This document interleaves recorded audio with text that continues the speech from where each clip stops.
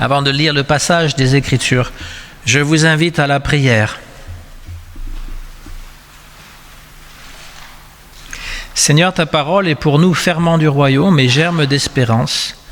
Que par ton esprit nous la recevions avec simplicité et avec joie. Que cette parole nous fasse porter les fruits que tu attends. Nous te le demandons par Jésus-Christ notre Seigneur. Amen. Et nous lirons un des textes de l'Avent, qui est donc en Marc, chapitre 1, 1 à 8.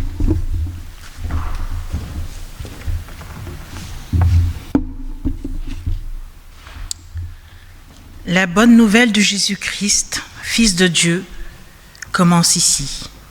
Dans le livre du prophète Ésaïe, on lit « Moi, Dieu, je vais envoyer mon messager devant toi pour préparer ton chemin. » Quelqu'un crie dans le désert « Préparez la route du Seigneur, faites-lui des chemins bien droits. » Ainsi Jean-Baptiste vient dans le désert, il lance cet appel « Faites-vous baptiser » pour montrer que vous voulez changer votre vie et Dieu pardonnera vos péchés. Tous les habitants de la région de Judée et de la ville de Jérusalem viennent vers Jean. Ils avouent leurs péchés devant tout le monde et Jean les baptise dans l'eau du Jourdain. Jean porte un vêtement en poil de chameau et il a une ceinture de cuir autour de la taille. Il mange des sauterelles et du miel sauvage. Il annonce « Celui qui va venir après moi est plus puissant que moi. Je ne suis pas digne de me baisser pour lui enlever ses sandales. Moi, je vous ai baptisé dans l'eau, mais lui, il vous baptisera dans l'Esprit Saint. »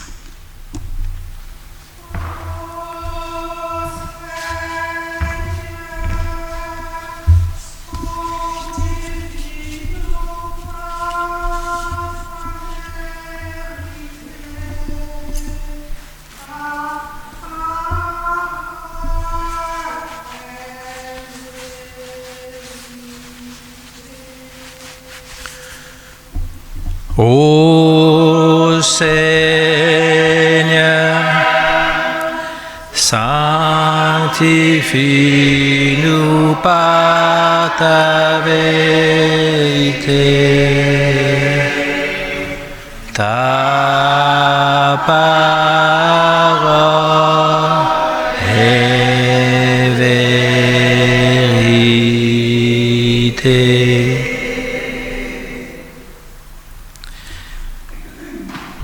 Chaque évangile a un commencement différent. Matthieu va donner la généalogie de Jésus. Luc va expliquer les raisons de pourquoi il écrit. Jean fait comme une thèse théologique sur l'incarnation de Jésus. Et là, l'évangile de Marc annonce un évangile qui veut dire bonne nouvelle, celle de Jésus-Christ, Fils de Dieu. Et chaque mot dans cette annonce, en fait, est important. Le mot « commencement », on sait que le premier mot de la Bible, « au commencement, Dieu créa la terre et les cieux ». Et donc, il y a le commencement de l'univers, et puis il y a le commencement, la nouvelle création qui est faite par Jésus. Et donc, l'Évangile est une bonne nouvelle. Lorsque le message de l'Église n'est pas une bonne nouvelle, ce n'est plus l'Évangile. Lorsqu'on annonce autre chose qu'une bonne nouvelle, quelque chose qui peut nous remettre debout, ce n'est plus l'Évangile. Donc c'est important, au commencement, de la bonne nouvelle. Et on parle de Jésus. Le mot Jésus, c'est un nom en fait, qui vient de l'hébreu Yahshua, qui veut dire Dieu sauve. Il nous sauve de toutes les difficultés que nous pouvons avoir. Il nous délivre d'un danger, d'une maladie, il nous guérit. Et donc le nom de Jésus est le contenu de la bonne nouvelle. Et puis il y a le titre, Christ. Christ n'est pas un nom propre, c'est un titre qui signifie oint. Ça vient de l'hébreu aussi, Machaya, donc on a le mot Messie.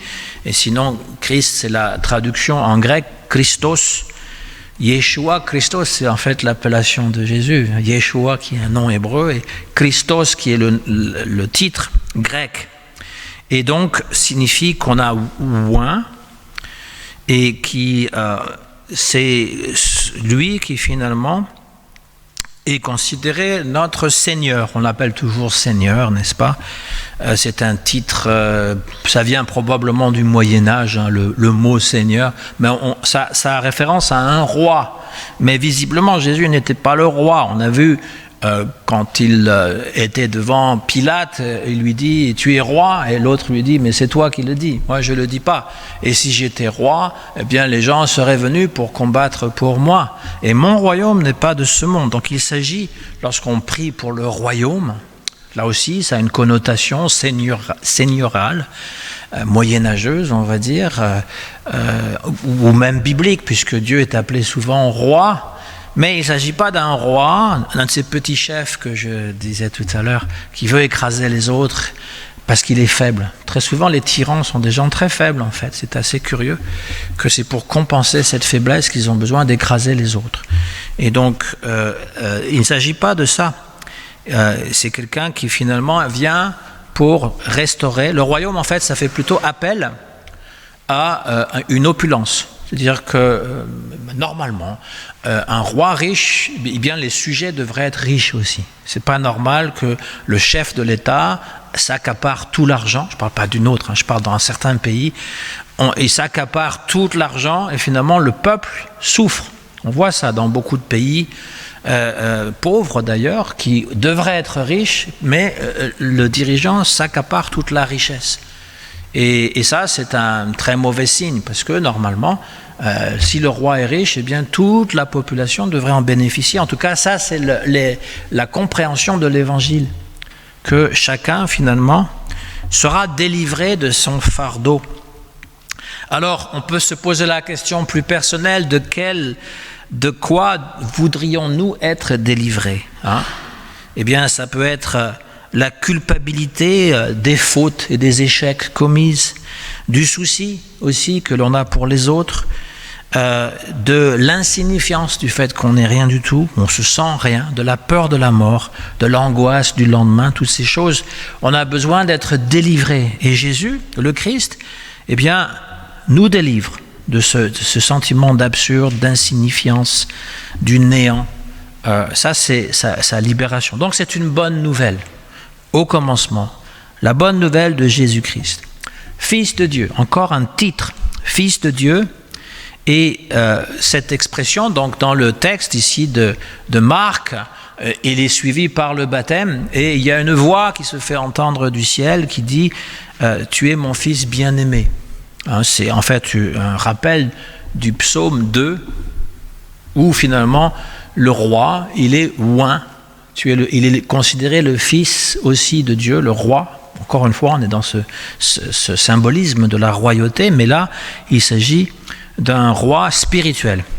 Et cette même déclaration, cette voix, on ne voit pas Dieu, on ne sait pas si même c'est Dieu qui parle ou un ange, on entend, les gens entendent cette voix. Tu es mon fils bien-aimé, donc on imagine que c'est Dieu s'il dit mon fils, et c'est répété à nouveau lors de la transfiguration, lorsque Jésus monte sur le mont Tabor et ses vêtements et son visage deviennent d'une blancheur éclatante, et il y a cette voix aussi, celui-ci est mon fils bien-aimé. Et par ailleurs, cette appellation de fils de Dieu, eh bien Jésus ne la garde pas pour lui. Il veut la distribuer aux autres. Il veut faire en sorte que tous ceux qui seront avec lui seront aussi considérés fils de Dieu, filles de Dieu. C'est là toute l'importance. Lorsqu'il s'adresse à Dieu, il dit notre Père, il nous apprend cette prière pour dire que nous sommes tous les enfants de Dieu. Et lorsqu'il est au jardin des Oliviers, eh bien, il appelle Abba, Père. En fait, c'est une appellation même affectueuse. Abba, c'est comme si on disait papa. Et donc, il est bouleversé et il s'adresse à Dieu. Et Paul va reprendre cette appellation. Il va dire que finalement, nous aussi, nous pouvons nous adresser à Dieu en lui disant Abba. c'est pas juste le nom d'un groupe des années 70-80, c'est aussi le nom qui apparaît, c'est de l'araméen en fait, c'est pas de l'hébreu, l'araméen c'était l'hébreu parlé, on va dire, donc dans une langue encore plus facile que l'hébreu, et ça veut dire donc papa. Et c'est une façon de s'adresser, vous voyez, tout ce qui vient d'être dit, Jésus-Christ, Seigneur, Fils de Dieu, eh bien ça fait partie d'une prière. On lisait l'aveugle sur le chemin. Dans les évangiles, il y a un aveugle, et même des fois il y en a 2 ou 3, qui crient à Jésus, Seigneur, Jésus, Fils de Dieu ou Fils de David, aie pitié de moi. Et ça devient une prière. On l'a déjà dit dans l'Église orthodoxe, c'est une prière, la prière du cœur, de s'adresser. C'est une incantation, on pourrait même dire une méditation, puisqu'on répète cette prière. C'est fait en sorte pour faire naître Jésus dans notre cœur. Que la prière devienne naturelle. Jésus, Fils de Dieu. Voilà. Et prier, donc, c'est le même sens que Noël. Quand Jésus naît, en fait, il doit naître dans notre cœur.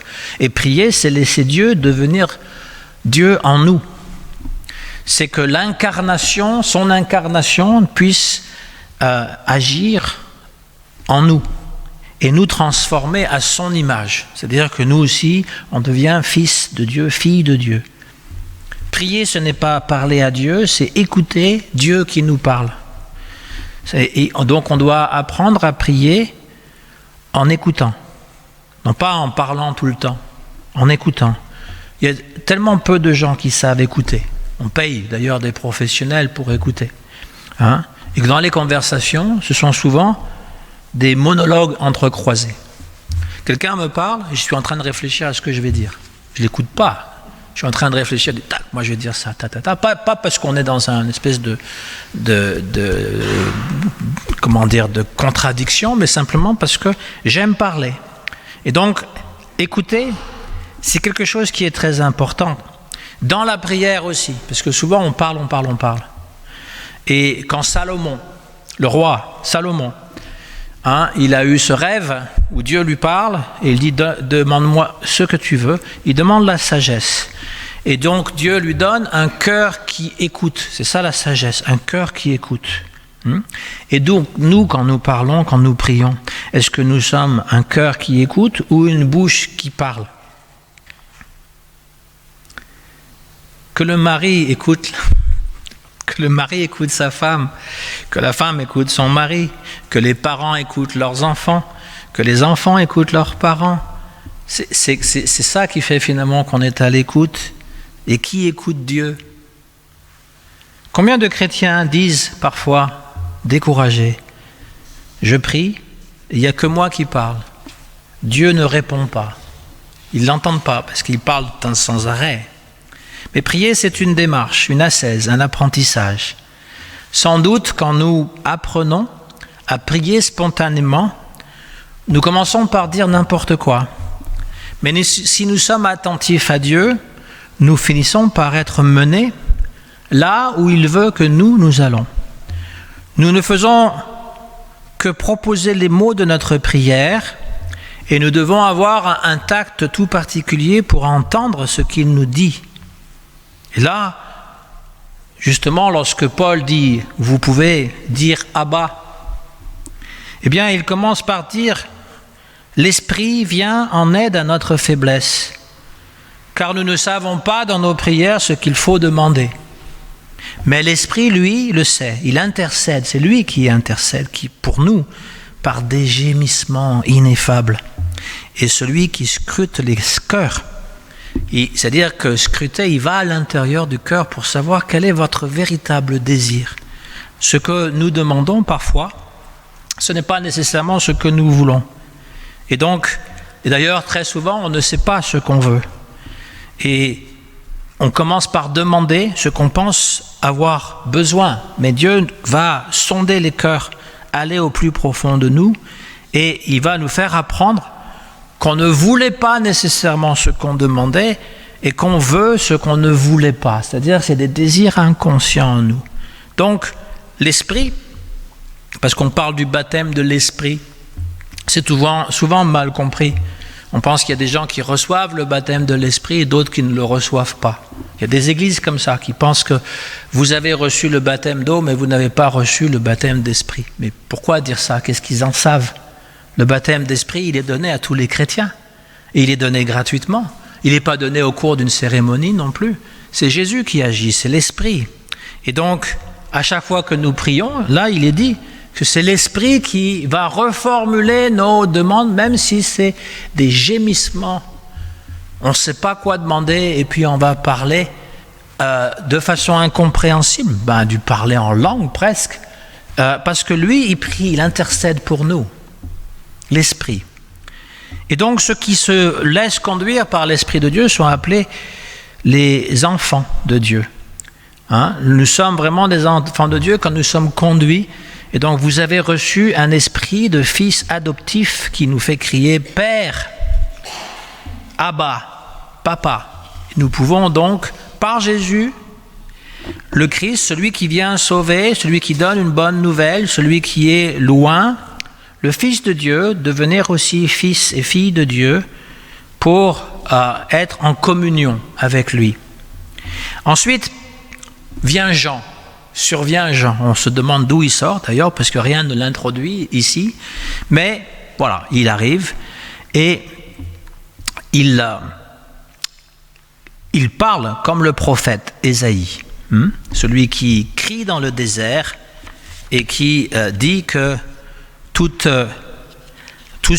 les collines et toutes les montagnes doivent être aplaties et tous les sentiers tortueux doivent être droits.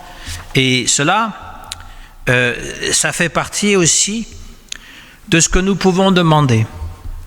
Quelle est finalement notre part de montagne et notre part de désert? Qu'est-ce que ça peut vouloir dire pour nous?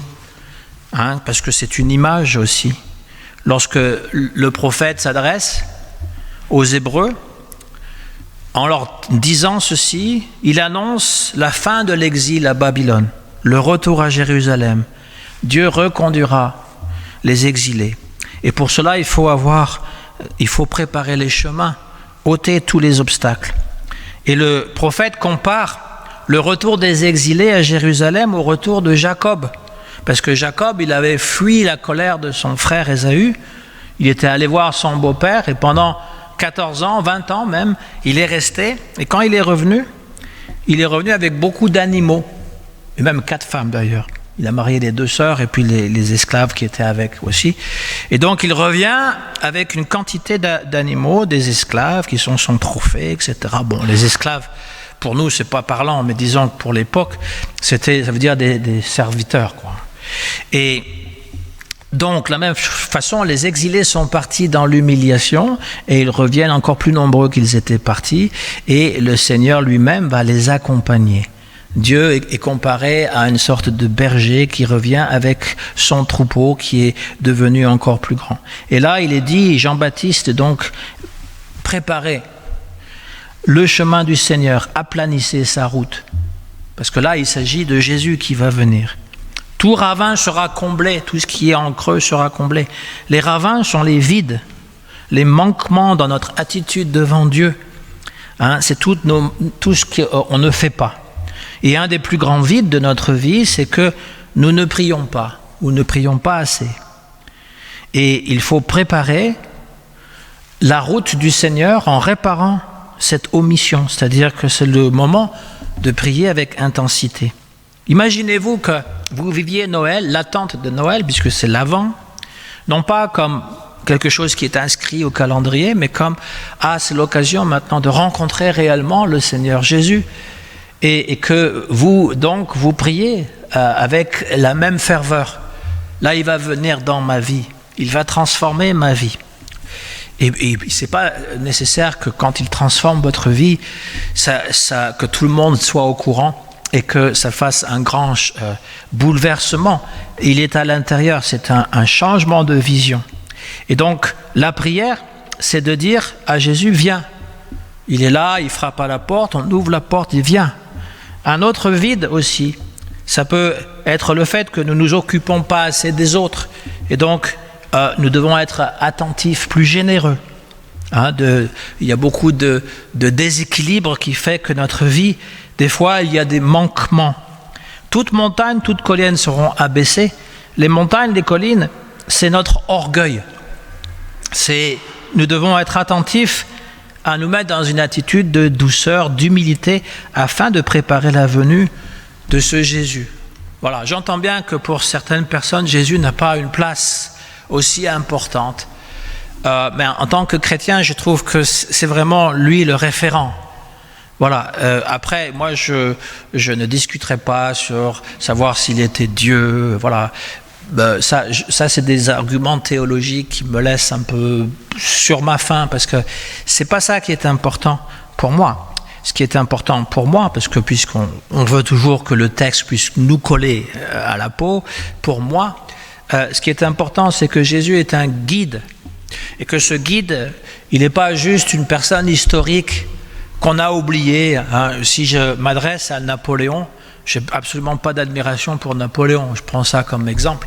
Si je m'adresse à Napoléon, je ne pense pas que Napoléon m'entende. Heureusement, Mais toutes les personnes de l'histoire, si je m'adresse à eux, je n'ai pas l'impression qu'ils m'entendent. Alors des fois, nous avons quelqu'un que nous avons aimé et nous pouvons entretenir toujours une relation romantique, on va dire, en lui parlant, tout en sachant que, il est très peu probable qu'il nous entende, mais on pense que son esprit est quelque part, etc.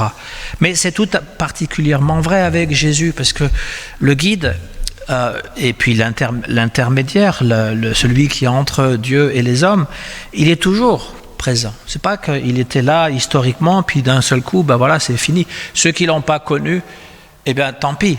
C'est bien l'histoire de Thomas. Jésus dit, heureux ceux qui n'ont pas vu et qui ont cru. Et il dit, je suis la finale de Matthieu, je suis avec vous jusqu'à la fin du monde. À la fin du monde. Comme disait Woody Allen, l'éternité c'est long, surtout vers la fin. Alors pareil pour la fin du monde. La fin du monde c'est dans longtemps, surtout vers la fin. On ne sait pas quand est-ce qu'elle viendra, on sait qu'on va mourir. Et à ce moment-là, on en saura peut-être plus. Mais ce qui est certain, c'est que notre vie, même si elle paraît insignifiante, même si elle paraît comblée d'échecs, comme je l'ai dit tout à l'heure, Jésus vient réparer ces choses. Il y a une vraie relation qui est là et il nous accompagne. Et le plus souvent, il nous accompagne très discrètement. Il n'est pas en train de faire du tapage et puis de dire « soulève-toi, réveille-toi ». Il est là discrètement et on ne le remarque pas. Trop souvent, on ne le remarque pas. Parce que je l'ai souvent dit, Jésus, il est là, aujourd'hui, maintenant. Il n'est pas juste ici, il est aussi avec tous les autres qui l'invoquent, mais il est là. Je ne sais pas s'il apprécie ce que je dis de lui, mais il est là. Et souvent, on me demande où est-ce qu'il est. Je dis, il est à côté de toi, il est à côté de toi, il est à côté de toi, à côté de toi, à côté de toi. C'est ça l'esprit.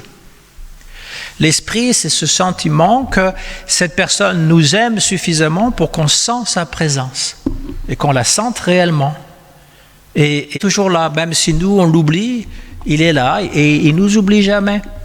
Et il est toujours en train de nous appeler. Donc la bonne nouvelle, c'est ça. Ce qui se passe dans le monde, l'avenir, on n'en sait rien, mais la bonne nouvelle, c'est que Jésus est avec nous et qu'il nous ramène auprès du Père. Que le Père, pour l'instant, on n'a pas beaucoup d'informations. On peut prier directement au Père, mais on ne sait pas très bien de quoi il a l'air, qui il est. Jésus nous dit c'est un Dieu d'amour, un papa, donc c'est affectueux le papa. Et pas un papa qui devient sénile, qui perd toutes ses facultés à un certain âge. Non, il ne s'agit pas de ça. Il ne s'agit pas d'un Dieu avec une grande barbe blanche, non. Il s'agit d'un Dieu qui, au-delà de nos conceptions, mais qui est là et qui nous attend et qui, grâce à Jésus, on peut l'adresser directement et on peut aussi, par Jésus, avoir un lien avec lui. Au nom du Christ. Amen.